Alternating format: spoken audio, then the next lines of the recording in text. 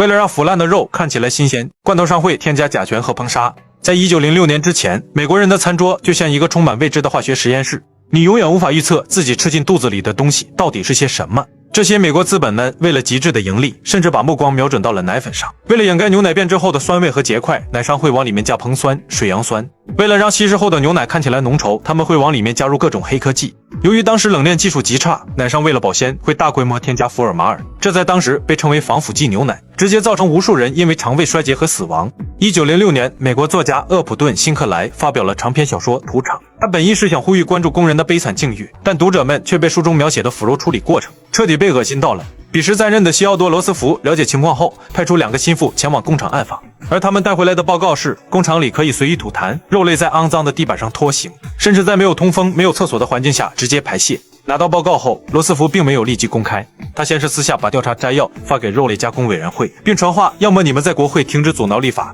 要么我就把这份报告全文印在所有报纸的头版。但这些肉商们是低估了罗斯福的决心，他们通过游说集团在国会叫嚣，称这份报告是诽谤，并雇佣报纸攻击罗斯福，是英国人的走狗，他不爱国，目的是为了摧毁美国的支柱产业。而这些资本们这么离谱加中二的说法，当时还真的许多美国人相信，所以美国人的愚蠢是你难以想象的。有些极品甚至表示，哪怕肉真的脏，总统也不该公开说出来，因为这会让美国在国际上丢脸。甚至还有些大神表示，罗斯福派去调查的专家是在搞伪科学恐吓民众。在当时还有不少鹰妈派的报社，有事没事就宣称美国的肉类加工技术是世界第一。他们咬定屠场的作者辛格莱是受了欧洲境外势力的指使，论据是为什么早不曝光晚不曝光，偏偏在美国肉类出口创纪录的时候曝光。总之，美国工业的荣耀不容亵渎。面对这些被误导的民众，罗斯福很明白，只有魔法才能打败魔法。他故意在白宫接见记者时，随口吐露一些调查报告里的限制及细节。总之，怎么恐怖怎么描述。这类信息，罗斯福通过各种正常点的报社，让他们尽可能的细节报道，有图有真相。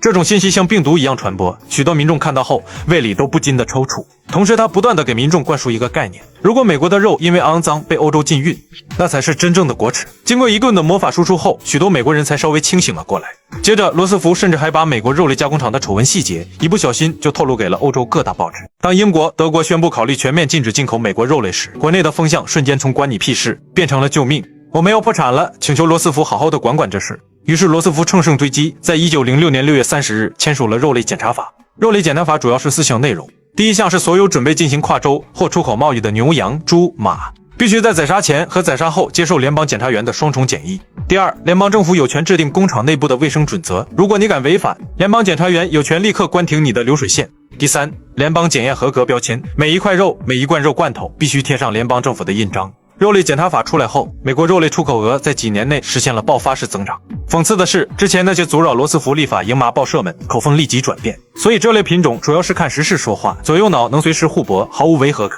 然而当时的美国除了肉类惨不忍睹之外，还有各类食品和药品商是丧心病狂。例如一款叫温斯洛夫夫人的舒缓糖浆，广告语是让啼哭的婴儿瞬间安静，是每个母亲的福音。婴儿确实是安静了，因为里面含有高剂量的酒精。因此罗斯福在1906年不得不再推出纯净食品和药品法，其中最重要的一点是强制性标签，必须标注出成分。但由于罗斯福此时的立法还是处于雏形，抵挡不了太多的不法商家。像居里夫人发现雷之后，药商甚至卖过含雷的矿泉水，宣称能照亮生命。鹰麻报社们只要有广告费，管你是啥，都能给你说上天。如果有良知医生指出雷水的危害，这些报纸就会反手扣上一顶阻碍科学进步或者嫉妒美国发明的帽子，扣得你防不胜防。这场狂欢直到一个当时的超级名人出现，钢铁大亨埃本拜尔斯。这人可能小时候头部被严重夹击，深信这种昂贵的雷水真的能照亮他的生命。他每天喝好几瓶，最终的结果自然是去见上帝。